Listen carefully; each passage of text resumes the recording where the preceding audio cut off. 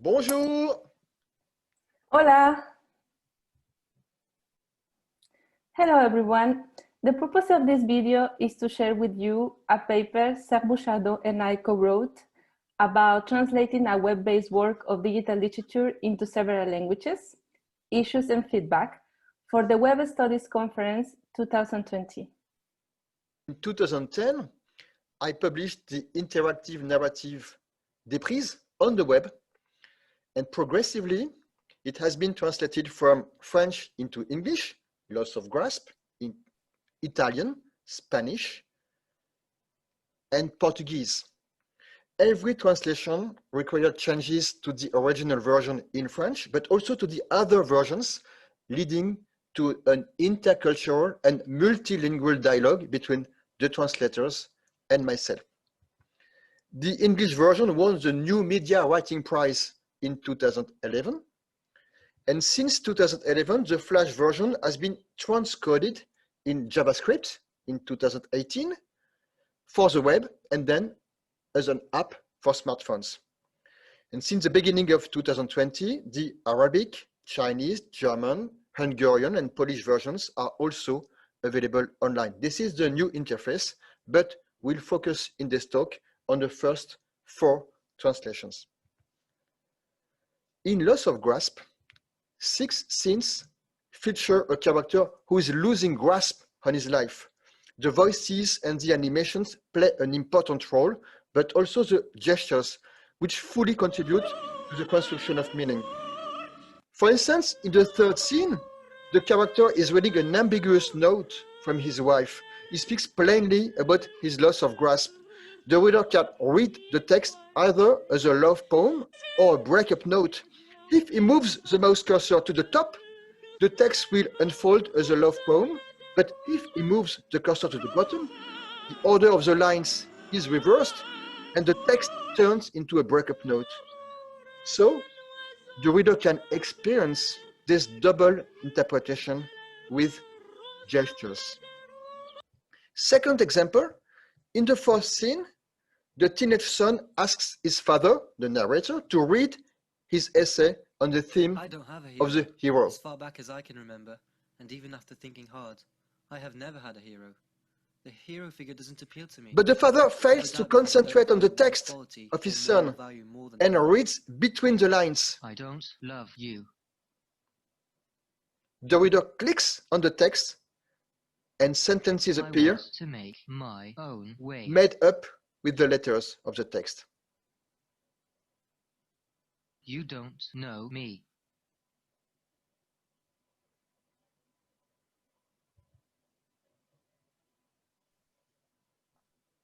Now we want to share the 2 research questions that we are trying to answer, which are: what are the specificities of translation of digital literature?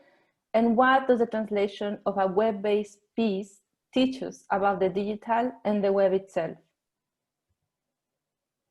We also want to take the time to thank the translators whose help during the process of the paper was essential. So they are Valérie Bouchardon, the translator of the English version in 2010, Giovanna Di Rosario, the translator of the Italian version for Perdersi, 2011, Marta Asunción Alonso, the translator of the Spanish version, Perderse, 2013, and Diego Marques, the translator of the Portuguese version, Perda de Controlo, 2016. In this paper, we are going to follow these different points. So the presentation for the first part, we will deal with the modes of collaboration between the author and the translator. And we will talk about these specific topics, which are programming strategy between translator and author, the translator's digital literacy and the familiarity with digital literature, and the translator's visibility. In a second part, we will talk about the importance of translating specific dimensions of digital literature. For example, code migration, semiotic forms and gestures, and embedded voices. We would also like to say that we have had a close look at Paul Portela and Mencia's paper, Electronic Literature Translation, Translation as Processes, Experience, and Mediation, in which they propose 4 dimensions of translating digital literature, which are translinguistic, transcoding, transmedial, and transcreation. First part about the different forms of collaboration between author and translator. Depending on the translator's location, there are various forms of collaboration, from IRL dialogue with the translator to dialogue through emails with other translators whom I had never met, for instance, Alonso. Which mode of communication is most appropriate? We may think that this question applies to other forms of literary translation as well. Nevertheless, in web-based digital literature, this is related to the question of code. The distance between the translator and the author has an effect on the task of programming the text in different languages in order to produce similar literary effects in the different versions. Actually, the closer the collaboration with the translator, the more likely the translator was ready to work directly with the code file. Valérie Bouchardon, my wife, for the English version, expressed the following feelings. I preferred to work with a code file. I needed to see the coding context to better understand the process between the code and what appears on screen.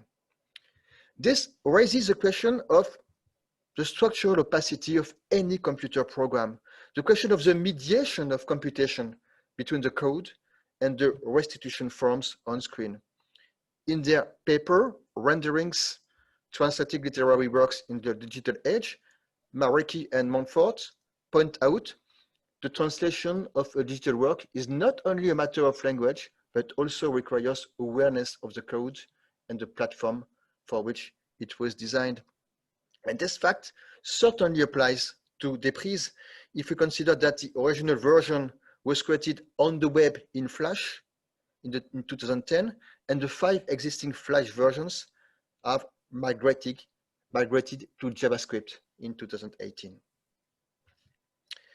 What about the importance of computer skills for the translator of digital literature? The first critical approach to the translation of Déprise into a different language, Italian version, was made by Di Rosario. She pointed out that the role of the translator in the digital era is changing, as not only does he or she needs to translate words, but also images and movements. And sometimes he or she is also required to have the technical competence to do it. We also would like to talk about the translator's visibility, which we notice that when translating works of digital literature, it becomes really important, as the translators play an important role in the translation process. Following Mareki and Montfort, they underline that the translator is often invisible when translating traditional works, but this changes in the case of digital works where the translator becomes visible. And as they call him or her, he becomes an ambassador of the work, often explaining the mechanism and the translation process. In the interviews, we also noticed that there was this focus on the transparency and the translucency of digital interfaces, as pointed out by Marquez, in which he speaks of how this idea of transparency and translucency could be also studied and considered in the context of translating digital works. For her part, Giovanna Di Rosario speaks of the visible and invisible linguistic translation. As she says, we also have to consider that behind all these like aesthetical things we see on the screen, there is an invisible text that makes this happen. And that's really important when thinking about the translating process. In the second part, we would like to talk about the translating the specific dimensions of digital literature, and we would like to begin with like code migration. From what you can see on the screen, we have the different examples of like the Flash version of Déprise in the 2010 Flash version of Déprise, and in the other one, we have the JavaScript version. So as we could see, there are some aesthetical differences, of course, created by the interaction manipulation of the reader.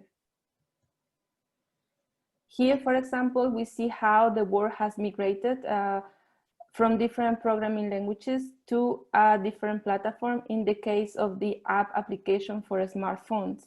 Once again, going back to the proposition of transcoding and transmedia made by Portela, Paul, and Meza. Taking these examples, we would like to talk about the semiotic forms and the gestures that we need to construct the meaning of the word.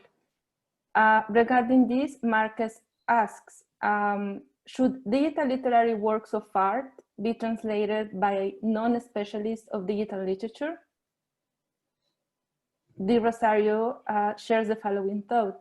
I have to see how the text unfolds to be able to translate and create its rhetoric and aesthetics. So here we underline two things. First, the importance, as Serge mentioned in his presentation, the importance of the digital literacy of the translators and its knowledge of digital literature. And second one, the aesthetics and the rhetoric of the work. This leads, of course, to the animations and gestures, what Bouchardon calls figures of manipulation, which, as we will see in the following video, play an important role when reading the work, interpreting the work, interacting with the work, and of course, manipulating the work. Here is an example of scene 2, in which we see how the reader, in his interaction and manipulation, builds the figure of the woman, unveils its personality by playing with the linguistic texts that in this case act as the same questions that the man is asking the woman in the conversation. All these features, of course, had to be considered when translating the work. In this case, going back from like linguistic text to all these like aesthetic appreciations. Another thing that was mentioned by the translators was what Bouchardon calls the alterations, which means that there is a part of the work in which there are different questions that were in the original version, they were created by a voice recognition software. Vous voulez marcher un peu? That, as you could see, it creates a different meaning of the phrase, which presented a challenge of creativity for the translators. Here we could see like the English version. You have gorgeous eyes. You're very pretty. I like the way and you it shows smile. how the translators have to be really inventive in recreating also in some parts humor. So it brings us to the question of how do we translate humor in digital literature.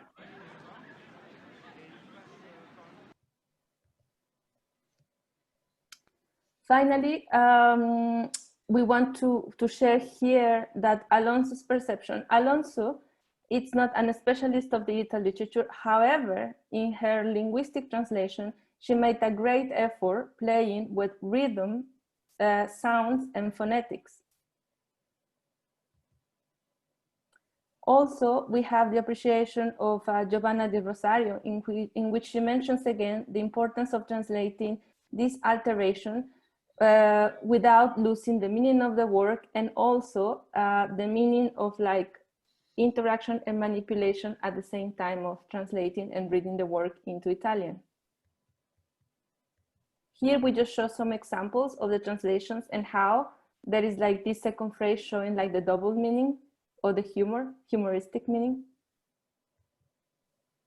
Now, with this in mind, we would like to talk to you about some future trajectories that we see for our research. The first one will be the importance of indirect translation when translated a work of digital literature. Indirect translation is really important because when interviewing the translators, we saw that sometimes they were going back to the other versions, to the previous versions of the work in order to compare their current version. In this case, like, we have to remember that the 2010 was like the first version of Déprise in English, Lost of Grasp. And quoting Marecki and Montfort, we see how also they emphasize of the importance of like strategies and tendencies when translating electronic literature. As Alonso shares with us, she remembers that when she was translating her Spanish version, she went back to the English and Italian versions to compare her work. The translation of cultural aspects has always been important in the field of translation studies. In Déprise, certain passages are strictly related to Western culture, which can make the translation process difficult. For example, the conception of hero in scene 4 and the cross-cultural comparison of reading from right to left in the new Arabic version. The latter example impacts the aesthetics and poetic effect in scene 3. It raises the question of how to substitute or compensate for such cultural aspects in the target culture. On the one hand, the double meaning and visual effect of the linguistic text is relevant to the meaning of the work, and on the other hand, not consistent with the target language. In her paper, Digital Cultures, A View from French Studies and Literature, Erika Fulop expresses a desire to counter the stereotype of a homogeneous global culture in the digital age, insisting on the fact that on the web, digital literature preserves the traces of pre-digital culture. Fulop's reasoning is closely related to the translation of web-based digital literature creations today. Should the role of the translator, into English for instance, be to dilute cultural references so that an English-speaking audience may identify with the work, or on the contrary, to reproduce any traces of cultural specificity, thus emphasizing the cultural diversity of the productions of web-based digital literature more than their international dimension? If so, is such cultural diversity expressed uniquely through the linguistic dimension of digital literature? We might put forward the following hypothesis. Doesn't the fact that the creations of digital literature are not merely based on words, but also on gestures and animations, reinforce the impact of cultural specificities and the importance of taking these into consideration? We have seen that every translation potentially leads to changes in the original piece and its subsequent translations. Walter Benjamin speaks of translation as a process of continuous transformation. A link could be made here between translation and preservation. Regarding preservation, the added value of digital technology is not where one expects. The digital medium is not a natural preservation medium, but on the contrary, it's hell for preservation. But digital technology, and first and foremost the web, makes us enter another universe, which is a universe of reinvented and not stored memory. From an anthropological point of view, this model of memory is more valuable and more authentic than the model of printed media, which is a memory of storage, the book that one stores on a bookshelf, just like the memory that one would store in a case of one's brain. Indeed, cognitive sciences teach us that memory does not function on the model of storage and conservation. Preserving is thus permanently reinventing the content. The issue is to have an accurate and faithful invention, a reconstruction in which the changes are explicit and commented upon. On a similar level, translation highlights the digital age and the web in particular as a move from a model of stored memory to a model of continuous reinvented memory. From this point of view, web-based digital literature can be regarded as a good laboratory to address translation in the digital age. Now we would like to share with you some conclusion thoughts, because as we said, this is an ongoing work. So the first one would be like early translation processes, as we could see, generate a tension, a creative tension among media, semiotic forms, programmed writing, aesthetic experience, and cultural aspects.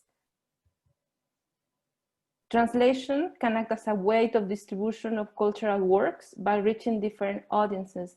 Here, we want to emphasize that even though we only focus on 4 versions of Déprise, currently we have 9 new versions. So, of course, our audiences are broadened.